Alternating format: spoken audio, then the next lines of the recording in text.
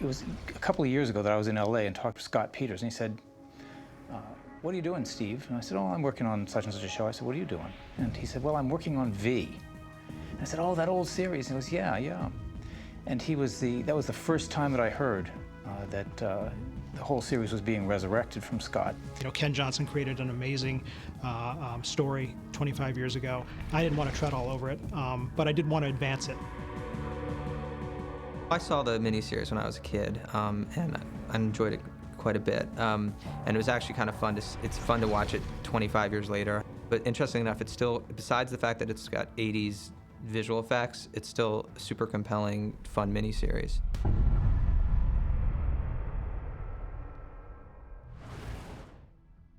Your initial instinct is just like, yes, this is amazing, I want to do it, I can't wait. And then, you know, some time sinks in and you realize, okay, now I actually have to go and do the job, and it isn't an enormous job. You know, I'd never worked on a show before that had such massive amounts of visual effects. We have these floating holographic screens. We have doors that open and close that are all visual effects. We have explosions.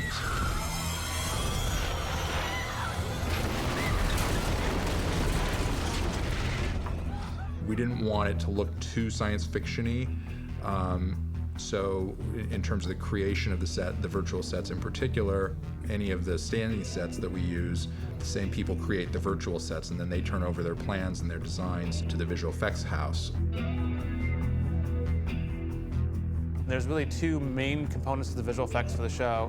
The first is the ships and the V technology, and you know, what the Vs are from a physiological standpoint. And then there's the environment of the mothership itself and the virtual set stuff.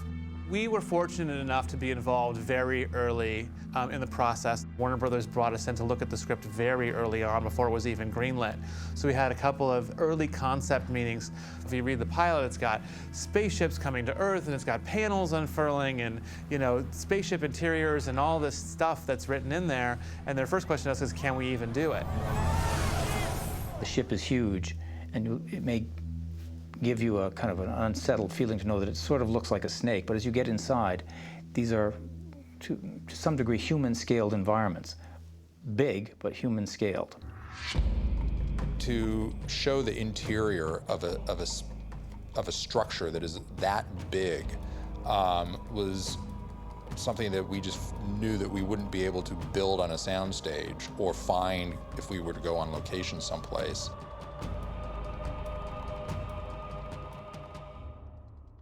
We talked about doing, you know, what we've done on other shows, which is building a portion of the set with a green screen plug, and you'd extend it.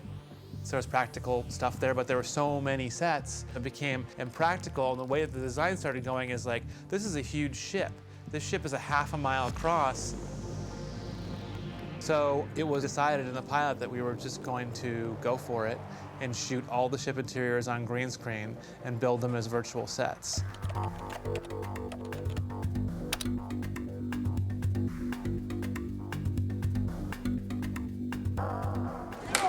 Let him aboard. I want to talk to him. He's dangerous. Why don't we destroy him like any other traitor?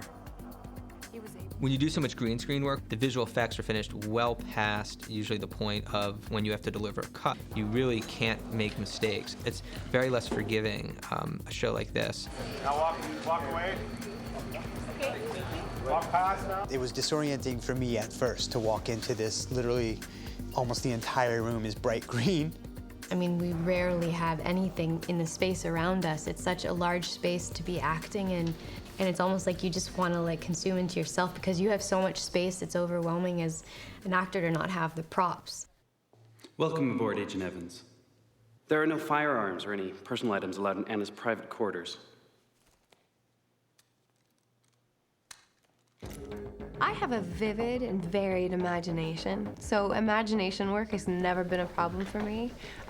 Surrounded by a green cavernous space, maybe. One of the things that was helpful was they now have the technology where they can mat in the room that they're going to paint around us. Zoic came up with a process called the Zeus system. This is the Zoic environmental unification system, which has to do with the ability to put a camera on an actor On a monitor, you can see what the actual background would look like. And that just seems like a weatherman's trick. The thing that it did that really advanced the technology was that when the actor walked or moved or sat and the camera followed them, the background would track in exactly the same times.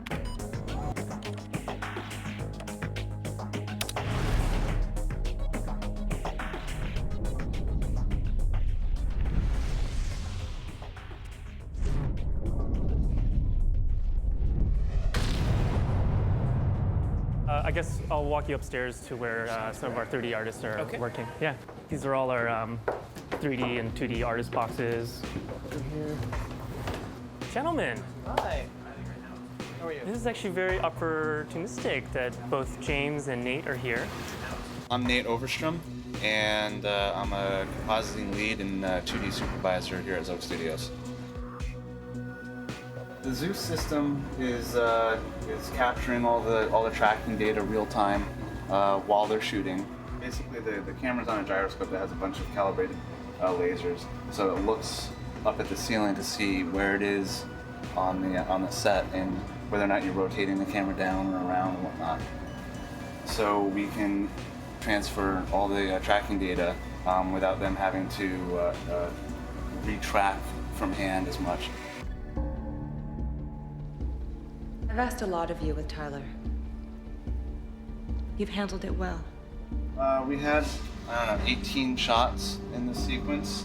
Here's a wide working chamber shot, and we're just trying to make sure that what we have coming up matches this look that we put together. As you saw before, there was the set didn't have much in the way of atmospherics. You saw the bare bones version of the set. Most of these others are the same color corrections and things applied to 2D stills, and we used pretty straightforward 2D tracking solutions to get most of these close-up angles. So here, it's pretty much the same thing as a reverse angle as the other one. We still did matte paintings for the submerged eggs and applied effects to get them to sit in the scene properly. The only practical one is the one that she picks up. The rest of them were rendered out of 3D or reprojected inside a nuke. We're looking at it from a technical perspective as well as a creative perspective. We're talking about how they balance the lights and what's blown out and whether we add, atmosphere. We add a lot of atmosphere to these shots to give it the depth that we need. And we put all the flares and all the imperfections and the dust hits and all that kind of stuff, and we try to put that over the top of a lot of the shots we do to give it that feeling of realism.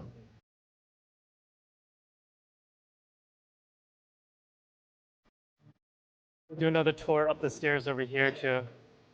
There's a lot of caverns inside this studio. So there's an artist bungalow up there. There's one up here as well.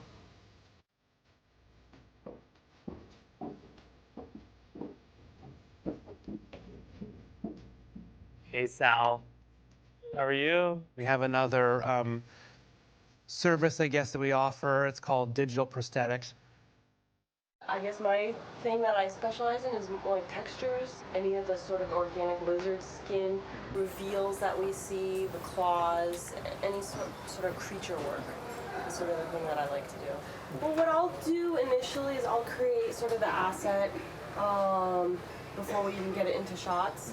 And I'll sort of set up just like a lighting and get the textures together and the shaders. Here, this is sort of what the texture would look like. Then I've got, another layer that'll be just blood. Time and money is just not there on the episodics, schedule outside the pilot. So what we did is we recreated the interior piece of the V skin for the arm and for the face. Is like this. And I go in and I hand paint sort of the blood, and then we have the lizard skin, which is underneath. I'm sure Toby talked to you about how to cast Dale's head and make a thing and open it up and then put another thing inside there. So we went to Toby's original material, took tons of pictures of the eyes and the skull, all the stuff in the arm, and then what we're doing now is we created a digital prosthetic piece. So he just has sort of a green screen prosthetic, and then we've got the tear that's being worked on right now. So what we've done for a lot of our other shows is worked really closely with prosthetics because there's no time to build any animatronics on the show. So anytime anything's moving, like when Ryan opens up his eye and you see that eye slide up, we're going to have to go ahead and make that happen. So here's the final composite that we deliver. We had our tracking department track his eyeball. We had a couple of modelers kind of build multiple layers of the eyeball. So there's the alien eye, and then there's the kind of membrane of a human eye. They're both rendered separately to be able to separate out and color correct and match the plate, and each requires its own amount of work. There are a lot of other visual effects involved in the show. In the third episode, we introduce a concept that we call blue energy, which we learn in the third episode is the power that runs the ship. No human has ever seen this before. You were the first, Tyler. In episode 8, we find out that Anna is going to try and bring blue energy to the world to save the world's energy crisis problems.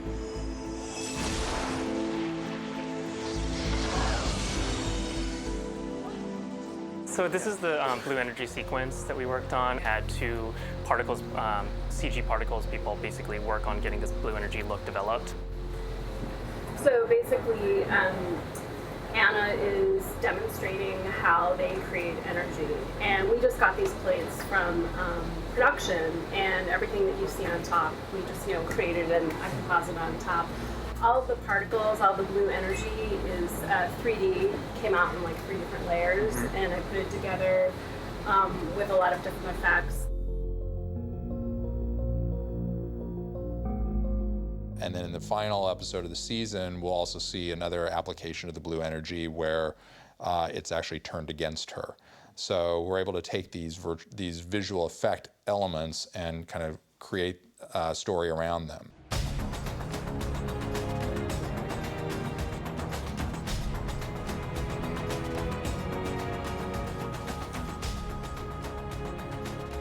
The biggest challenge for the show has been, can we continually, week to week, create the material at the scope and scale and quality as we did for the pilot, on time and on budget?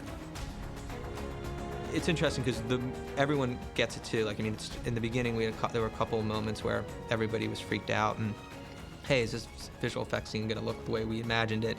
And now the good news is, Studio Network, when they see the cuts, they get it. I don't think that the control level has lessened any in the development of the new 3D technology. It still starts off with a sketch. It still starts off with a metaphor that we attach. It goes on from there to illustrations. Then it will go into the 3D. Eventually, we're really on the forefront of this technology. There's not another show in town that's doing this at the scale that we're doing it.